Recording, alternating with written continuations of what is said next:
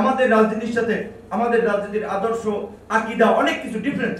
মানে পুতু পুতু করে বিচার করা হচ্ছে, তদন্ত করা হচ্ছে, ঘোড়ার ডিম করতে করতে কাম সাইডে দেবে। বিএনপি এবং জামাতের নেতা কর্মীরা গত 1.5 দশক ধরে জামাতের লোকেরা এখন তো বড় বড় সমাবেশ করছেন, মিটিং করছেন, হাজার হাজার লোককে চাকরিচ্যুত করা হয়েছে। সরাসরি হত্যা, লুটপাট, ধর্ষণ, গুম, খুনে জড়িত ছিল। ফায়ারিং স্কোয়াডে নিয়ে তাদেরকে ব্রাশ ফায়ার দিয়ে মেরে ফেলা, একসাথে দাঁড় করিয়ে দিয়ে। এই মিজানুর রহমান আজারী সাহেবকে যখন দেশ থেকে গোয়েন্দা সংস্থা যেতে বাধ্য করেছিল, তখন কিন্তু আমরাই প্রতিবাদ করেছিলাম। এই কসাই এখন জেলে, জিয়াউল হক। হুজুররা সাদা পাঞ্জাবিতে রং মেখে এসেছিল, এই সমস্ত কথা তো আপনারা শুনেছেন।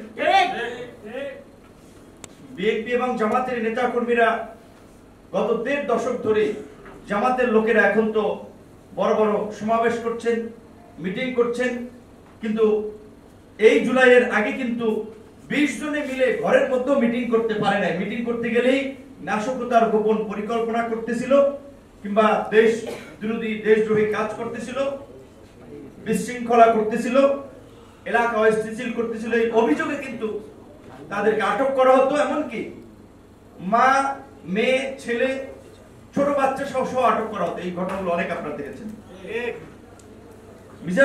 মিজানুর রহমান আজহারী সাহেব বাংলাদেশের একজন খুব জনপ্রিয়, আলোচিত ইসলামিক স্কলার। তিনি রাজনৈতিকভাবে জামাত সমর্থন করেন, করতে পারেন, সেটি নিয়ে আমাদের দ্বিমত নাই। এই মিজানুর রহমান আজহারী সাহেবকে যখন দেশ থেকে গোয়েন্দা সংস্থা যেতে বাধ্য করেছিল, তখন কিন্তু আমরাই প্রতিবাদ করেছিলাম যে একজন উদীয়মান তরুণ আলেম, তিনি ধর্মীয় দৃষ্টিকোণ থেকে আলাপ আলোচনা করে মানুষকে হেদায়েতের পথে ডাকেন, মানুষকে সঠিক পথে আহ্বান করেন। তার রাজনৈতিক যদি মতাদর্শ থেকেও থাকে, সরকারের অধিকার নাই তাকে দেশ থেকে বিতাড়িত করার। আমরা কিন্তু কথা বলেছিলাম। জামাতকে যখন এই যুদ্ধাপরাধীদের বিচারের নামে ফাঁসি দেওয়া হচ্ছিল, জামাতের সবচেয়ে ঘনিষ্ঠ সহযোগী একসাথে সরকার গঠন করেছিল, 4 দলীয় জোট গঠন করেছিল। বিএনপিও বলতে গেলে কার্যত যখন নীরব ছিল, পরিষ্কার ভাবে, এখন গুগলে সার্চ দেন, পত্রিকার হেডলাইন পাবেন, আমরা পরিষ্কার ভাবে বলেছিলাম কিন্তু যে ভারতীয় নীল নকশায় ইসলামী রাজনীতিকে ধ্বংস করার জন্য, ইসলামী রাজনীতিকে দুর্বল করার জন্য মূলত জামাত নেতাদেরকে অনেককে ফাঁসি দেওয়া হয়েছিল। সেই বিচারের ট্রাইব্যুনাল বিতর্কিত ছিল, সে তখন অনেকে বলছেন, কিন্তু আমরা এই প্রজন্মের তরুণরাও কিন্তু সেটি সামনে এনেছি। জামাতের রাজনীতির সাথে আমাদের রাজনীতির আদর্শ আকীদা অনেক কিছু ডিফারেন্স। কিন্তু মজলুম যখন হচ্ছে, যখন ন্যায়ের পক্ষে কথা বলতে গিয়ে, কিংবা একটা রাজনৈতিক প্রতিপক্ষকে আরেকটা দল সরকারে থাকা অবস্থায় বিনাশ করার মিশন নেবে, এটি কিন্তু একটা দেশের সংস্কৃতি হতে পারে না। যার কারণে কিন্তু আমরা প্রতিবাদ করেছিলাম। এবং এই যে বিএনপির কর্মীরা গত 16 বছরে 3,500 মানুষকে বিচার বহির্ভূতভাবে হত্যা করেছে।